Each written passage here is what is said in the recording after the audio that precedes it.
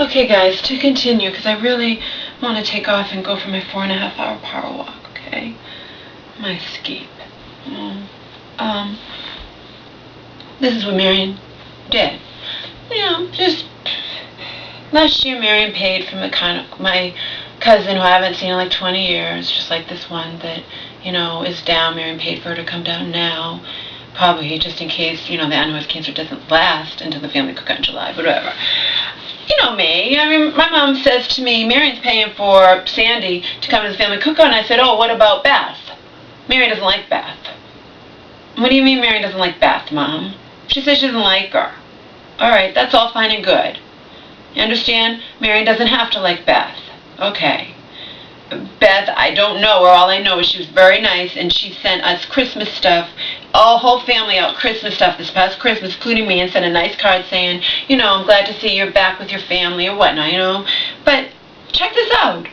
She came last year, apparently, and I made my mom, it's like digging for, what is it called when you can't get something out of somebody?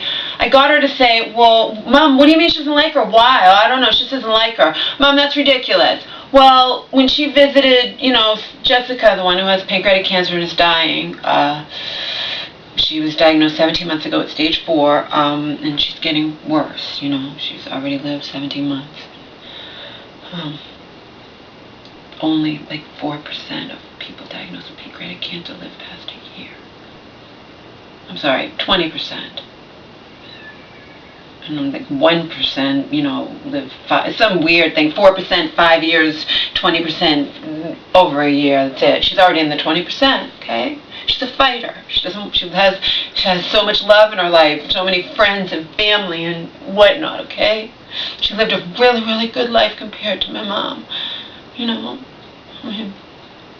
mom only had abusive men in her life and had the stigma of being schizophrenic for, since she was 32 and so for half of her life. And anyway, this aunt had a really good life, and she's not like dying of cancer at 20, okay? She's dying of cancer in her 60s. Of course, she doesn't want to. She has daughters and grandchildren and kids and whatnot, but, what are you going to do? I'll pay for a taxi, Mom. I'll pay for a taxi to go over there. It's not that far. It's going to cost me $60. Do you understand? I would rather pay $200 than be around Marion. Now, quickly, after what she did to me 2.5 months ago, as I told you guys in 20 fucking odd videos out here, okay? Or more. You can find out everything Marion's done to me ever if you want to take the time, but who's going to do that? Anyway. That cousin, for whatever reason, Marion doesn't like her. Apparently, her kid acted weird at the family cookout. It doesn't really matter. Marion's an elitist, fucking control freak cunt. Okay, my shelter friend agrees with me 100%. She even said elitist before I did. She's an elitist. She's going to hell. I'm like, I don't believe in hell. Whatever.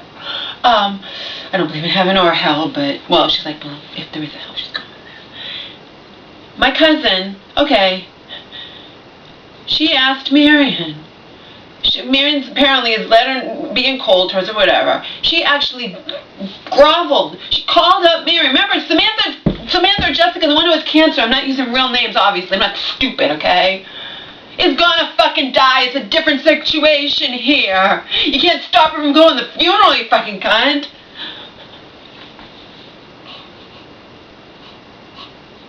I'm sure that Marion just doesn't like her. What bad could she have possibly done that was so bad? According to Marion, my mom says, Marion says when she visited, the one who was cancer last summer, she only talked about herself. Her and her husband and the kid, they only talked about themselves and didn't ask how so-and-so was doing. Maybe maybe they were nervous. There are a lot of people very uncomfortable around people with cancer. You cut people some slack when it comes to someone who's dying. And at that point, you didn't know she had cancer, but it was only in the first, Jennifer mentioned it's been 6 months, okay?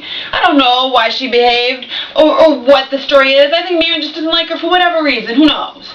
The fact of the matter is, all she wants to do is go to the family cookout. She wants to come here. She wants to be able to go to the family cookout. She called up Marion. They're going to pay. Marion doesn't have to pay. They're going to pay the $1,000 to come, blah, blah. But they want to go to the family cookout and see everybody. I won't be there, of course. I mean, that's a given. And my shelter friend says, why aren't you're not invited? I'm like, I wouldn't go. Are you kidding me? Anyway. She called up Marion. My cousin called up Marion. If we stay in a hotel, can we go to the family cookout? Marion actually said, I don't think that'll be a good idea. Tell me that's not wrong. You tell me that's not wrong, that that's not elitist, that's not control freak behavior. You don't like them. They, maybe they want to see Jessica before she dies, I just don't understand this. I don't want anything to do with them, okay? It's all secrets and lies in my family. Secrets and lies, just like today.